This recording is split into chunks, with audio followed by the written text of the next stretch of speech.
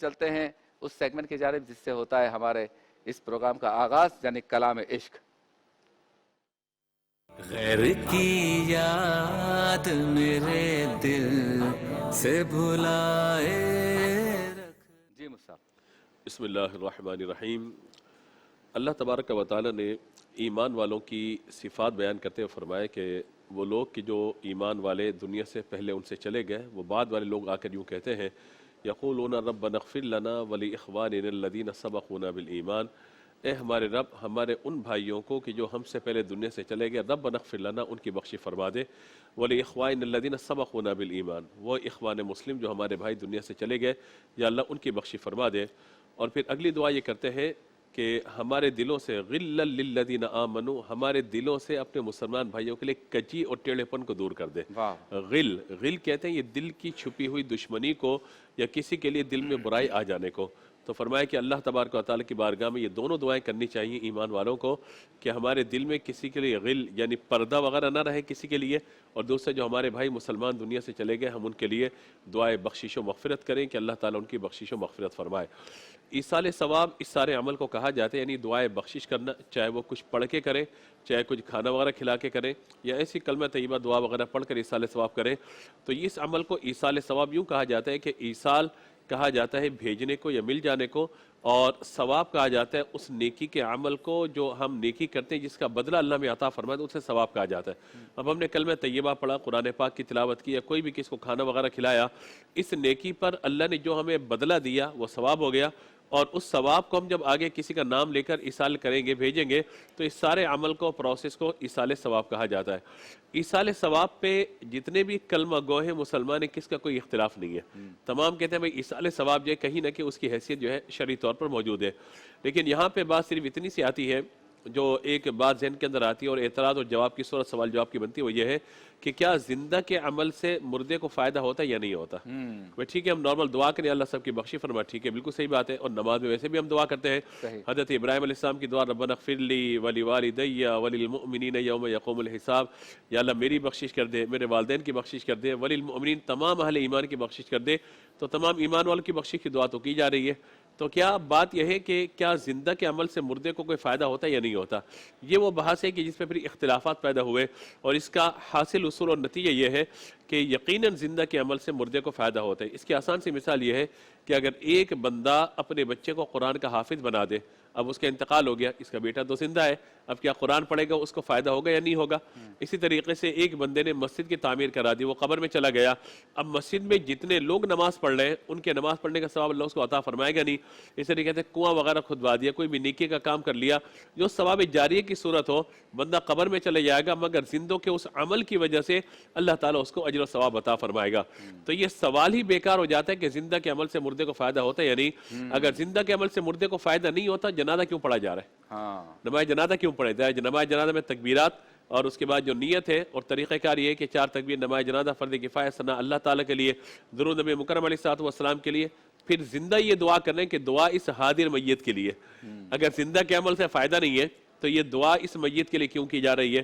اچھا پھر آپ نماز جنازہ کی دعا کو دیکھ لیں، اگر کھڑے ہوئے میت پہ نماز پڑھنے کے لیے اور دعا کیا پڑھی جا رہی؟ اللہم اغفر لی حیینا، کھڑے ہوئے مرحوم کے لیے، اور دعا کیا کریں؟ جتنے ہمارے زندہ ہیں سب کی بخشش ہو جائے۔ پھر اس کے بعد زندوں کے بعد پھر میتنا، پھر شاہدنا جو موجود ہیں، پھر غائبنا جو موجود نہیں ہے، وصغیرنا چھوٹے بچوں کے لیے، وکبیرنا بڑوں کے لیے، پھر وذکرنا مردوں کے لیے، وانثانا پھر عورتوں کے لیے۔ یعنی اگر یہ کہتے ہیں تمام مومنین و مومنات کے لیے بات ہو جاتی، لیکن اسپیسیفک آپ یہ دیکھیے مردوں کا ذکر الگ ہے، عورتوں کا ذکر الگ ہے، بچوں کا ذکر الگ ہے، بڑوں کا ذکر الگ ہے، جو جنازے میں حاضر ہیں ان کا ذکر الگ ہے دعائے مغفرت کے لیے، جو حاضر نہیں ہوئے ان کا ذکر الگ، اور پھر جتنے ایک کے لیے کھڑے ہوئے تھے دعا کرنے کے لیے ومیتنا جمع کا صیغہ سب کے لیے، اور پھر کھڑے تھے میت پہ دعا کرنے کے لیے، جتنے زندہ ہیں سب کے لیے دعا بخشش کی جا رہی ہے۔ تو اصل معاملہ یہ ہے کہ ایصال ثواب یہ امت کے لیے اللہ تبارک و تعالیٰ کا بہت بڑا تحفہ ہے۔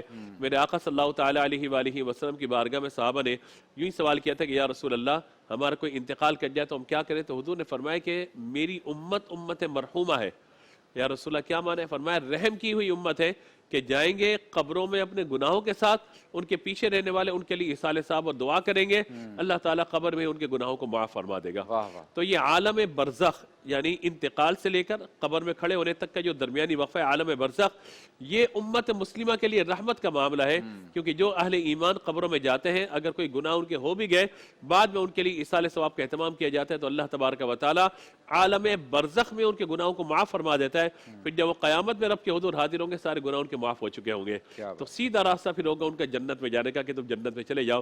تو یہ بہت اچھا عمل ہے ایصال ثواب۔ ہم نے اس مضمون کا انتخاب کیوں کیا؟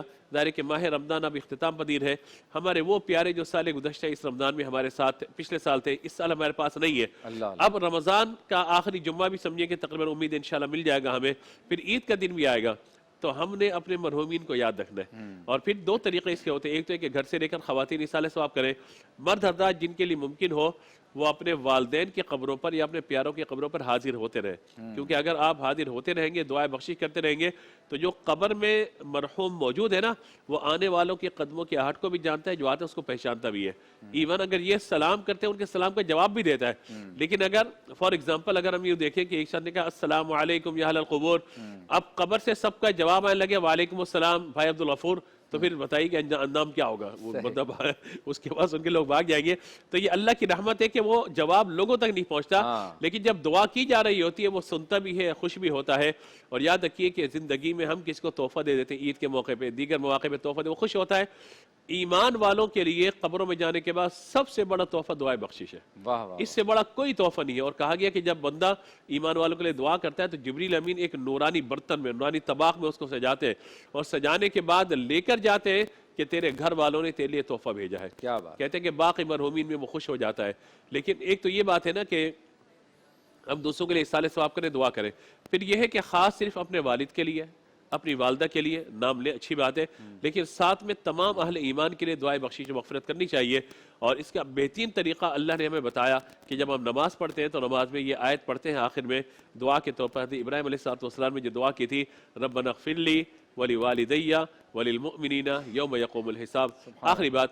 بعض اوقات لوگ یہ کہتے ہیں کہ بھائی مر گئے مردود نہ فاتحہ نہ درود، اب یہ جملہ ہمارے یہاں مشہور ہے، جی جی، یاد رکھیے گا جو مردود مرا نا اس کے لیے نہ فاتحہ نہ درود ہے، کیونکہ جو مردود مرے گا وہ کفر پہ مرے گا، جو کلمہ گو مرے گا دنیا سے جائے گا اس کے لیے ایصال ثواب بھی ہے، دعائے بخشش بھی ہے، نماز جنازہ کے اندر بھی دعا ہے، نماز جنازہ کے بعد بھی دعا ہے۔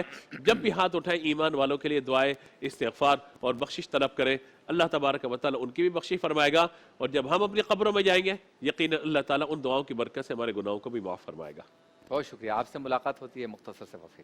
یا صلی وسلم دائما